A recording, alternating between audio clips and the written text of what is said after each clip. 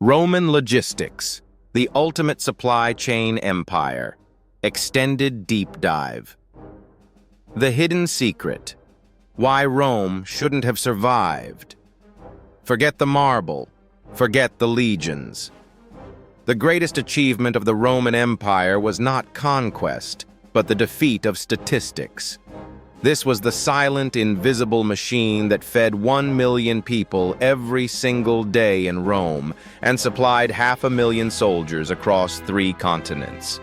This was logistics. Think of the paradox. Rome, a city built on the Tiber, could not grow enough food to last a week. Its very existence depended on grain shipped 1,000 miles from North Africa. If one of those grain ships sank, if one road was left unrepaired, the entire system risked collapse. The empire's very lifeblood flowed through 2 key inseparable systems: military logistics, which engineered victory, and civilian logistics, which bought social peace. The failure of this system was not a footnote in history. It was the main chapter of Rome's decline. We are Decoded History, and we are charting the true rise and fall of Rome through its supply chain. The military supply chain, engineering the impossible. The Roman army's strength was its operational engineering, the ability to sustain force hundreds of miles from Rome. Marius's mules and the load. The reform by Gaius Marius wasn't just about discipline. It was a logistics optimization strategy.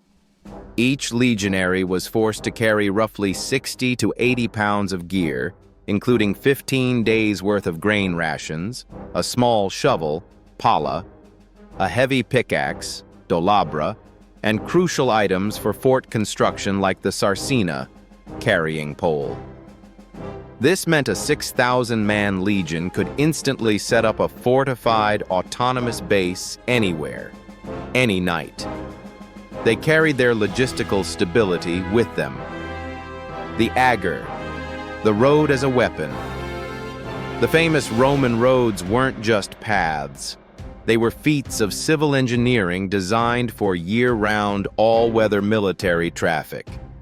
A finished road had 4 distinct layers, culminating in the agger, the raised central embankment, and the summa crusta, paving stones. This ensured a consistent speed advantage. They moved at 2 to 3 times the speed of any barbarian army. Cursus publicus, the information logistics. This was the empire's nervous system. The official courier service could relay urgent messages across the empire, from Britannia to Syria, at speeds of up to 50 miles per day using relays of horses and fresh riders stationed at mutationes, relay stations. The ability to deploy legions and intelligence faster than the enemy was arguably the greatest logistical weapon Rome ever possessed. Fortresses as fabrication hubs. Roman castra, like those along Hadrian's Wall, were designed as manufacturing and repair centers. They included the fabrica, where armorers could forge new weapons and repair catapults, drastically cutting the lead time for equipment replacement. The Horrea, the granaries, were raised on stone piers to protect grain from moisture and vermin, preserving life-critical supplies for months, even years. Rome engineered itself out of the supply crisis before it even started. The Annona, the existential supply chain. The mission to feed Rome, the Annona, was a political necessity managed by highly centralized, fragile command. The daily bread requirement. Rome's population required approximately 250,000 tons of grain annually, a fleet of hundreds of massive ships sailing year-round. This enormous operation required perfect synchronization, resting almost entirely on the harvests of Egypt, the breadbasket of the Mediterranean, and Africa Proconsularis, the Navicularii contract. The state did not operate the ships directly, but relied on private shippers, the navicularii. To ensure their compliance, the state offered them immense tax exemptions, legal privileges, and even military protection. However, they were required to commit their ships entirely to state service during the shipping season. The state traded taxes for guaranteed delivery, a high-risk privatization model. Portus, the throughput engine. Emperor Claudius began, and Trajan perfected, the man-made harbor of Portus to replace the silting port of Ostia. The famous hexagonal basin was not for aesthetics. It maximized dock space and allowed for simultaneous unloading of dozens of ships, prioritizing throughput. From Portus, barges navigated the Tiber to the city's Horrea Publica, massive public warehouses designed to hold a multi-year grain reserve to mitigate geopolitical shocks. Water logistics and public health. The famous aqueduct delivered nearly 1 billion liters of clean water daily to the city. This system, managed by the Curator Aquarum, maintained public health, which was fundamental to urban stability. Coupled with the Cloaca Maxima, the sophisticated main sewer system, it created a functional, healthy environment that prevented the catastrophic plagues that would have decimated the workforce and tax base.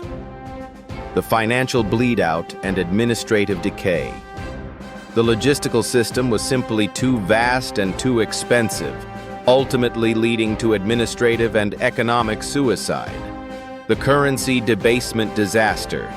To finance the ever-increasing military logistics bill, especially on the frontiers, emperors like Commodus and Caracalla severely reduced the silver content in the denarius. This led directly to catastrophic hyperinflation.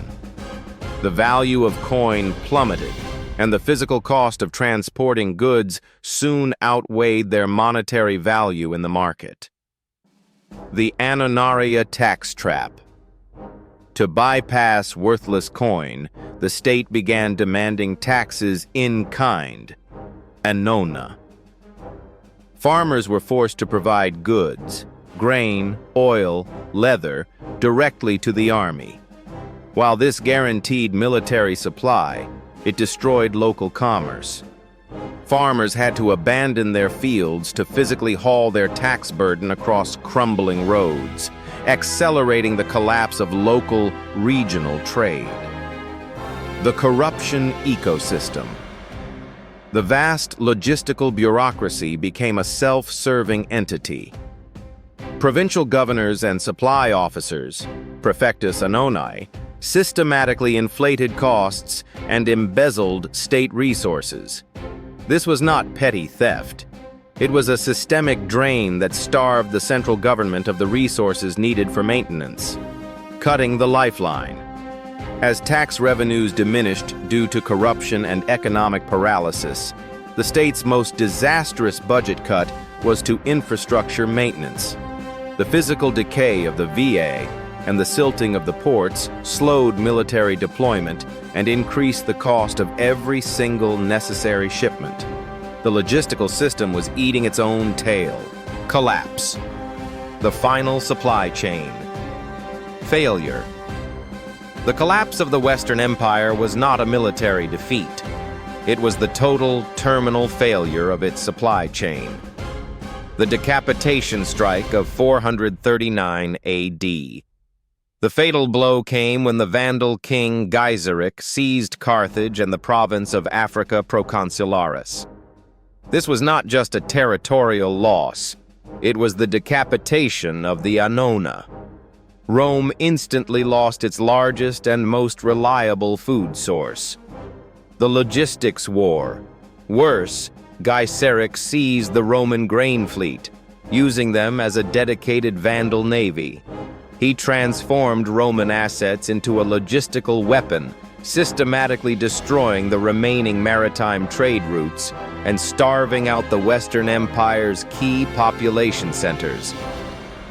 The final dominoes. Without consistent African grain, the population of Rome shrunk dramatically. Without population, there was no workforce. Without the workforce, there was no tax base. Without the tax base, there was no money to pay the army. The logistical chokehold led directly to the political and military disintegration of the West. The Roman Empire was the ultimate logistical machine. Its rise was achieved by engineering the world's longest supply chain. But its final moments prove that even the mightiest civilizations are utterly dependent on a functional, funded, and fiercely protected logistics network. If you found this deep dive into the true operational history of Rome fascinating, and you want to understand the hidden mechanics that built and destroyed history's empires, hit that subscribe button now. Don't miss our next chapter where we uncover the shocking logistical challenge of the Mongol horde. This is Decoded History.